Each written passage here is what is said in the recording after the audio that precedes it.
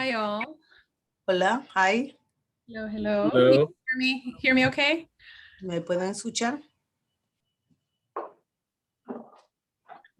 Thank you all. Gracias.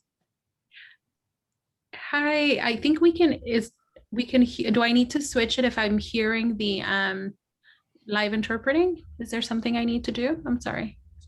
I think you need to put it in English, I think. Oh, Are you in English? I don't think I can hear it as well. Pues usted puede And it's escuchar. interpretation.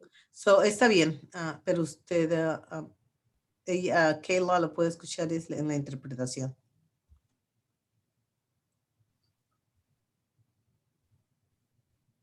Okay. All right, so we'll go ahead and get started. Vamos a iniciar.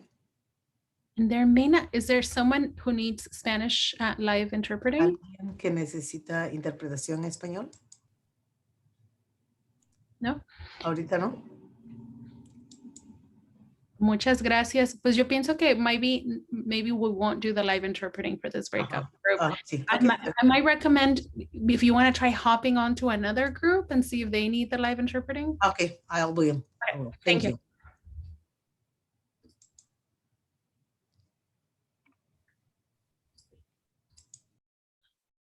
Awesome, thank you. I was like, how do I diplomatically say this might be a little distracting? Great, thanks everybody for your patience. And you're able to see my screen? Yes, beautiful. All right, so I think for the next few minutes together, what we want to do is, have an opportunity for all of us to review and provide feedback on the vision statement that Kim Dorman shared on the screen. And I believe, many of you have had a chance to see, but we really love to hear if you have any both general feedback on that vision statement and also any edits or recommendations about things you'd like to change. So both we'll do that. We'll also review the draft rationale for the goal areas. And then at the end of our conversation, we'll just summarize some key takeaways from each of the groups' feedback. How does that sound? Good? Beautiful. Commissioner, as a party, I think we have been connected now in the last couple of breakout, the last few. I love seeing kind of the rotation, but I think you and I have been connected in the last couple, which is great. Okay, so here's the vision statement. And this is revised, as Kim mentioned, based on feedback. So the vision statement as it stands now reads, the South San Francisco Commission on Racial and Social Equity. The vision for South San Francisco is that government and other institutions within the city proactively address structural racism and promote social equity. This will create a community in which all residents are safe, feel a sense of belonging, have abundant opportunities, and reach their full potential. So what I would like to do is go around, and I will call on each of the commissioners, and the prompts for us are, do you like this vision statement? And what edits, if any, do you think are critical? Could we start with you, Commissioner Jeff Azzopardi, since I see you first on the screen? Sure. First of all, I apologize. It appears you got the short end of the stick getting stuck with me all these times, but I appreciate your work. So I have looked at this prior to this meeting, and I do like this vision statement. I like the fact that it's written where I see it as a positive kind of feeling that you get from it, where this is what we're gonna do. It's proactive, which is a word that I love, and I like the fact that it's positive in that we're gonna try to create the community where residents safe and belonging and have abundant opportunities. I mean, to me, I like it the way it's written. I don't have any edits for it. Great. Thank you so much. Appreciate that. And not at all short end of the stick. It's been Commissioner Mike Futrell. Yes, thanks. I too like this. I do like the way it's stated in a positive manner, but I also think it is broad enough to stand the test of time. If you have a vision statement that is too specific to events of today, and then a few years from now, is it still relevant? But this is certainly something that we should strive for today, tomorrow, and in the future. So I have no edits. Beautiful. Thank you so much. What about Commissioner Mark Nogales? Thank you. I like the first portion of it where it says proactively address, because I think that's what we were all, the reason why we're here, Mhm. right, to address structural racism and promote social equity. And that, I think that is the first thing that we should address, is that issue, right? So I'm glad that we're recognizing that and we're proactively trying to address it. I also like the fact that we're trying to talk about a community that's inclusive. Mhm. And that for me is really, really important. And so I like this vision statement so far. Great. Thank you so much. Commissioner Gladys?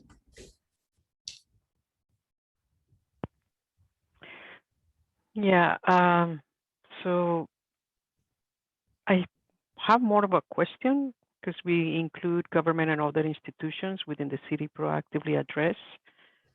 So when we're talking about other institutions within the city, what is that mean? Mhm. It's more of a question about that. Other than that, I think it's good that we are within the vision statement, we actually are talking about the impact that creates in our community. Mhm. So I think that is important. In vision statements, you want to make sure that the idea is that you accomplish your vision statement and the job is done, and we know that this is an ongoing Mhm. quest. So I think it was already said, the fact that it can stand the test of time. So Mhm. it's still very lively. Thank you. Thank you so much. Can I ask you a follow-up question, Commissioner Gladys, that other institutions you'd like to see? You said you had a question about what does this mean? Maybe clarify what those other institutions might be. Is that right?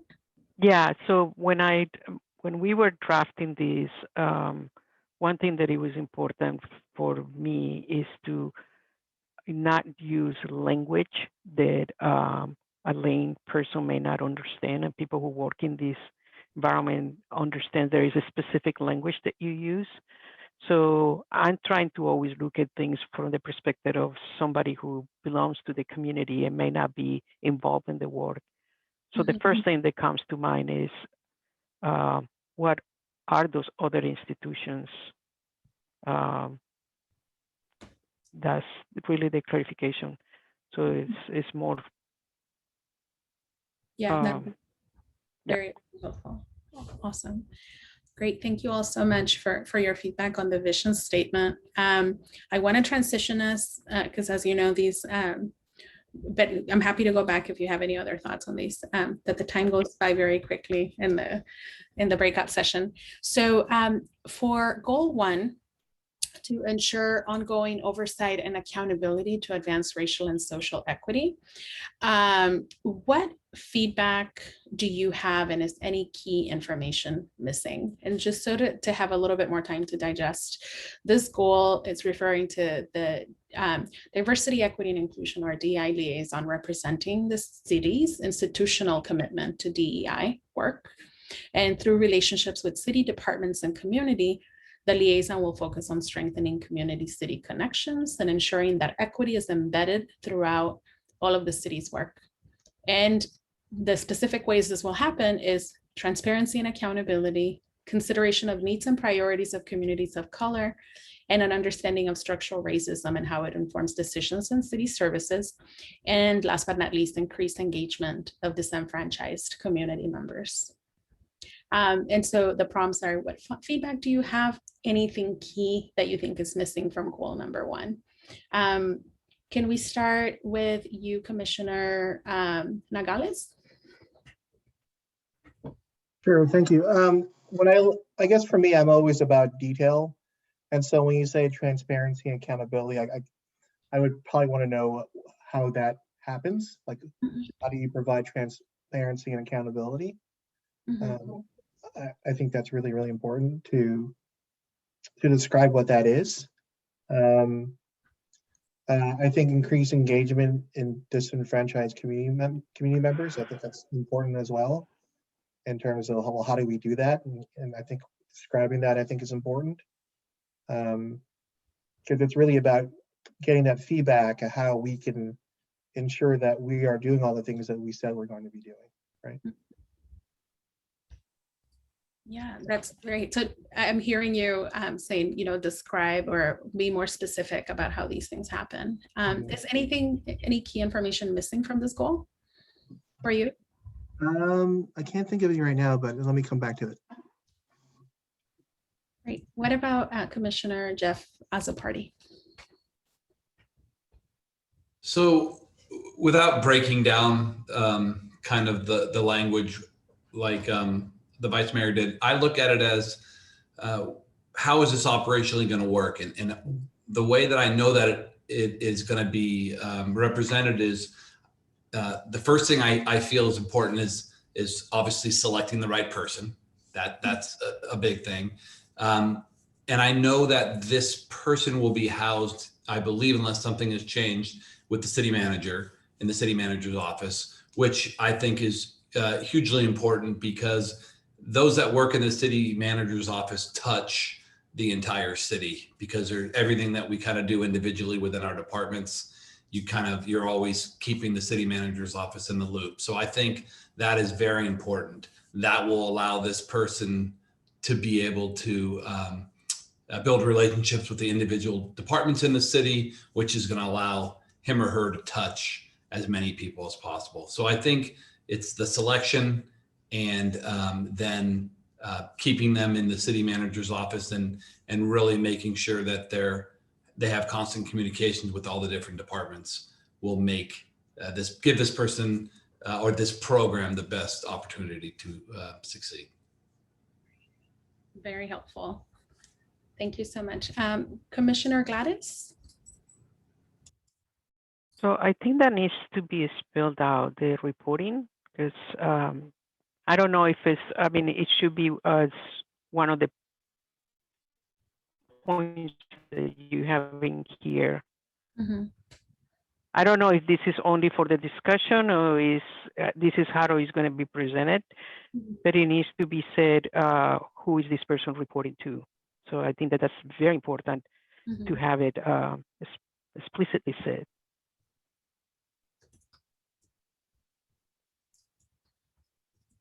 Mm-hmm. Great. Commissioner Mike Futrell? So great comments so far, and I do agree with that last one. We should spell out that it's reports in the city manager's office and reports to the city manager. You don't want this person down in human resources, for example, as I've seen others do. So that visibility at the top will help a lot. Mm-hmm. So I don't have any other changes to this particular slide, but just to say one, if you want to see what an organization truly finds important, look at where they spend their money. And with this creation of this permanent position, it's about a $200,000 a year commitment by the city. So that's pretty serious. And there will be a specific job description that will have to be presented and approved by the city council. And that will lay out in greater detail more their day-to-day activities. But beyond that, this person will have to work within the culture of the organization to be successful. So hiring the right person, having them in the right position in the city. But as far as a goal, I think it's appropriate. This is goal number one. This is one of those actions which will help ensure that the work of this commission does not fade away. Mhm. but no other changes to the particular slide from me. Beautiful. Thank you all so much. Can I add one thing? Yeah. Can we go back? So I was just looking at in where it says consideration of needs and priorities of communities of color and understanding of structural racism. I think we can add a word there, maybe institutional as well, structural and institutional racism. Because we talked about that at the previous slide, so maybe we should include that as well. Mhm. Great. Thank you so much for that addition.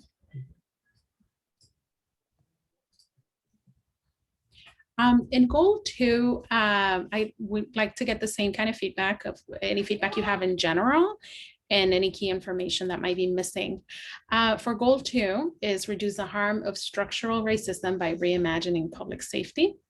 So there's, this goal area, the rationale is there's been a call to action in South San Francisco to reimagine public safety.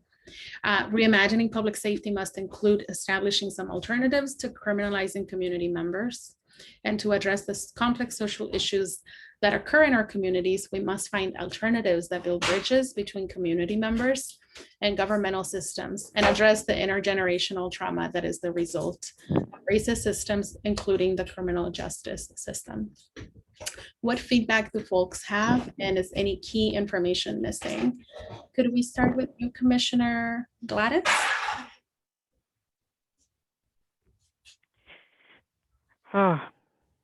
So in this one, I'm not sure if it's specific enough.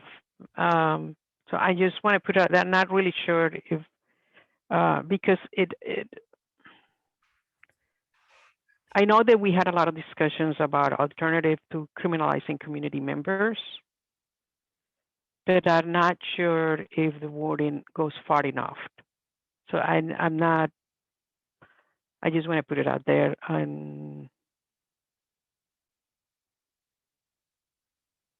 I wouldn't even be able to tell you right now what exactly is missing, but I feel that it doesn't go far enough.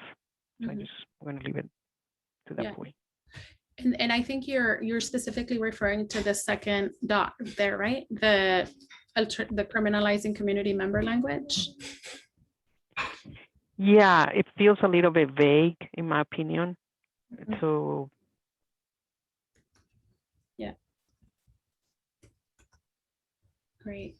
Thank you so much, Commissioner Gladys. Are there, if you can think of any ways that you'd like to be more specific, do let us know. What are your insights, Commissioner Mike Futrell? Well, I think this is one that, assuming City Council creates a permanent commission, that they would take up this charge and dig deeper into this. I think the whole country is grappling with how to make this more specific. One item that we have addressed and have started on is the mental health professional, for example, that, let's not criminalize people who are having a mental health episode. That would fit in this, but there's a lot more. So I agree. It'd be great if we could get more specific, but I think I have to be content to say that this work is going to be picked up by a permanent commission that hopefully the City Council will create, and we'll work on this one some more. So that's it. Thank you very much. My family got home from, my 3 kids got home from the forest. And so I'm going to mute in between. I'm listening attentively, but otherwise you'd hear all the commotion. Commissioner Jeff Azzopardi, what are your takes on the goal and rationale language for goal number 2? I agree that it can be more specific.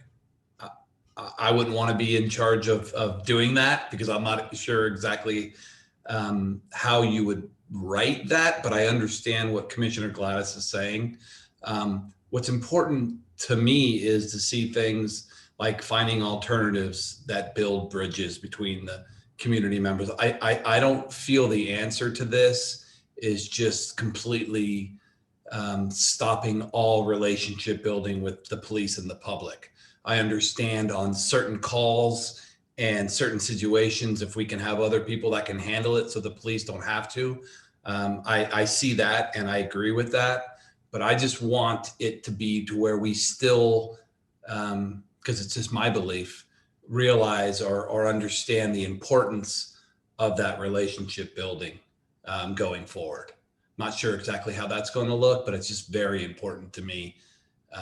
And that's based on, 29 years of meeting so many good people that I wouldn't have met if I was just completely pulled away from the community.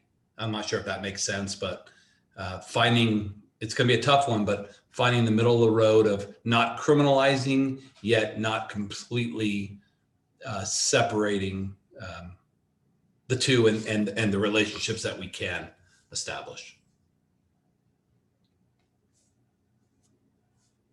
Very helpful. Commissioner Mark Nogales?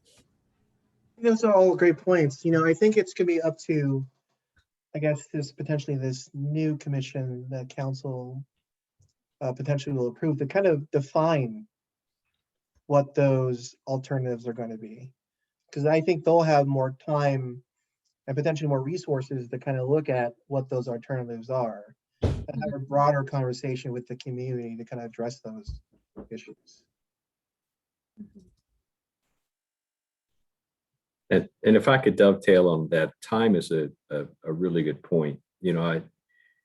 Many cities around the country are grappling with this same thing. And over time, we'll be able to see what ideas other cities have they been successful? And then we can replicate what works in other cities here in South San Francisco. So it'd be great if we were able to independently come up with the solutions. But I think the permanent board will have more time to see what's happening in other cities and then learn from that. Mhm.